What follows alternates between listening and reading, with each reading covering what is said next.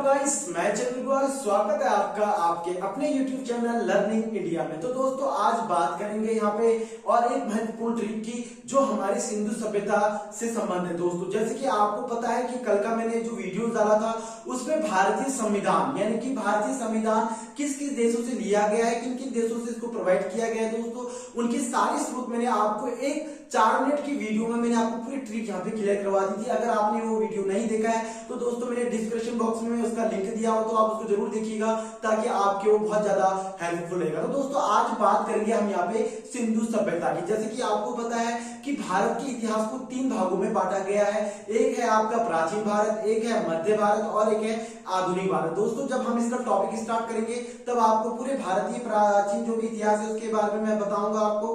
But अभी जो मैं आपको यहाँ पे क्वेश्चन स्टार्ट करवा रहा हूँ यहाँ पे सिर्फ ट्रिक के अकॉर्डिंग चले हम, जो कि बाद में हमारे लिए बहुत ज्यादा क्या रहेगा, हेल्पफुल रहेगा। तो दोस्तों देखिएगा, जैसे कि भारत की मैं बात करूं यहाँ पे कि प्राचीन भारत सिंधु सभ्यता से स्टार्ट हुई है और मध्य भारत हमारे मुस्लिमों ने जब भारत पर आक्रमण किया, पहला मुस्लिम भारत का मोहम्मद बिन कासिम जिसने 712 पर आक्रमण किया था दोस्तों, तब हमारे यहाँ मध्य भारत की शुरुआत हो चुकी थी। और जब अंग्रेज भारत में आए 1631 दिसंबर 1600 को जब भारत में अंग्रेजों का प्रवेश होता है दोस्तों, ईस्ट इंडिया कंपनी जब भारत आती है तो हमारे यहाँ पे आधुनिक भारत की क्या हो जाती है, शुरुआत हो जाती है दोस्तों। तो आज हम यहाँ पे उतनी बारीकियां ना क्लियर ना करके आज मैं आपको ये बताना चाहता हूँ कि जो सिंधु सभ्यता है हमारी और सिंधु सभ्यता में जितनी भी नगर है हमारे और ये नगर किस किस नदी के किनारे बसे हुए हैं, ये ज्यादा महत्वपूर्ण है दोस्तों और ये बहुत ज्यादा पूछा भी जाता है और ये आपके लिए बहुत ज्यादा हेल्पफुल भी रहेगा दोस्तों। आपको मैं बता दूं कि सिंधु सभ्यता की जो शुरुआत हुई थी दोस्तों, ये हुई थी 2500 ईसा पूर्व से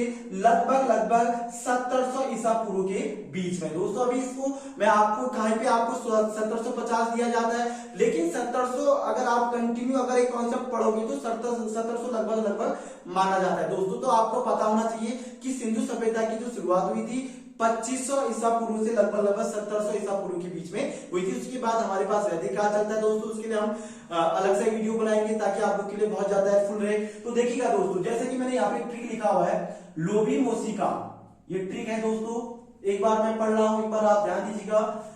लोभी मोसिका हरा गंगा रमा ले गई, लोभी मोसिका हरा गंगा रमा ने ले लिया तो वह रोष में आ गई और उसे बस से कुचल दिया दोस्तों। एक ट्रिक बना रखा है दोस्तों, इसको हम नॉर्मल वाक्य में भी यूज कर सकते हैं कि मौसी का एक हरा गंगा है जो रमा ले गई और मौसी रोष में आ गई और मौसी ने क्या कर दिया, उसको बस से कुचल दिया।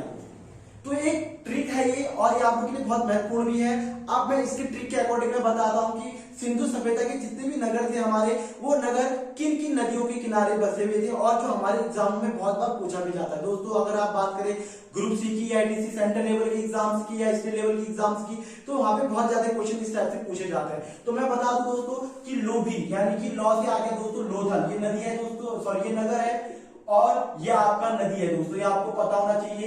ये नदी का नाम है यहाँ पे मैंने बोला लोथल, यानी कि लो से आ गया लोथल और भी से आ गया भगवा नदी, यानी कि जो लोथल है दोस्तों, जो लोथल नगर है वह किस नदी के किनारे बसी हुई है, तो दोस्तों आपको पता होना चाहिए कि वह भगवा नदी के किनारे बसी हुई है। उसके बाद है दोस्तों मौसी, मौसी से आगे मोहनजोदड़ो और मोहनजोदड़ो सिंधु नदी के किनारे बसी हुई है दोस्तों।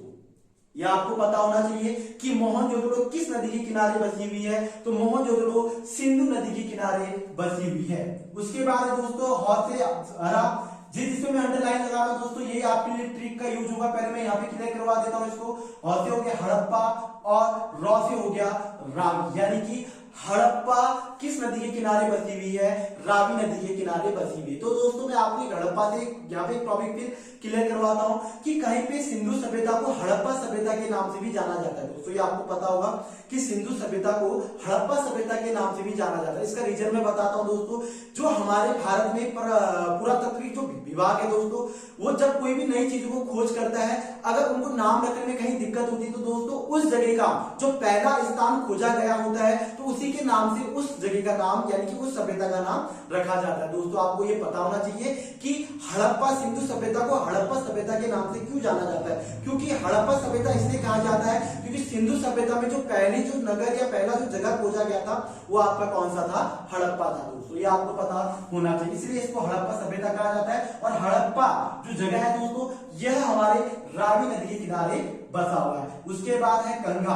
यानी कि गंगा से आ गया, कौ से आ गया कालीगंगा, और घौ से आ गया घग्गड़ नदी। दोस्तों ये आपको पता होगा कि गंगा यानी कि कालीगंगा जो नदी है, जो नगर है दोस्तों, यह किस नदी के किनारे बसा हुआ है, तो यह घग्गड़ नदी के किनारे बसा हुआ है, और ये बहुत बार पूछा भी गया है क्वेश्चन दोस्तों। उसके बाद है रमा, रौ से आ गया दोस्तों रंगापुर, ये नगर का नाम है, इसको रंगापुरा भी कहा जाता है, आप इसको सामान्य रूप से रंगपुर बोलते हैं दोस्तों। और यह मंदिरा नदी के किनारे बसा हुआ है, जिसको सुख भादर भी कहा जाता है। दोस्तों यह हमारे गुजरात में है, ये आपको पता होना चाहिए कि रंगापुरा जगह कहाँ स्थित है, ये गुजरात में है। और यह मंदिरा यानी कि सुख भादर नदी के किनारे क्या हुआ है दोस्तों, ये बसा हुआ है। तो ये पूछा जा सकता है आप लोगों से, और ये बहुत ज्यादा इंपॉर्टेंट भी है दोस्तों। उसके बाद है रॉस, रोस से आ गया रोपड़, और सौ से आ गया सतलज नदी, यानी कि रॉस है जो रॉस से रोपड़ नगर, और नगर रोपड़ नगर किस किनारे के नदी के किनारे बसा हुआ है, तो यह बसा हुआ है दोस्तों सतलज नदी के किनारे। उसके बाद है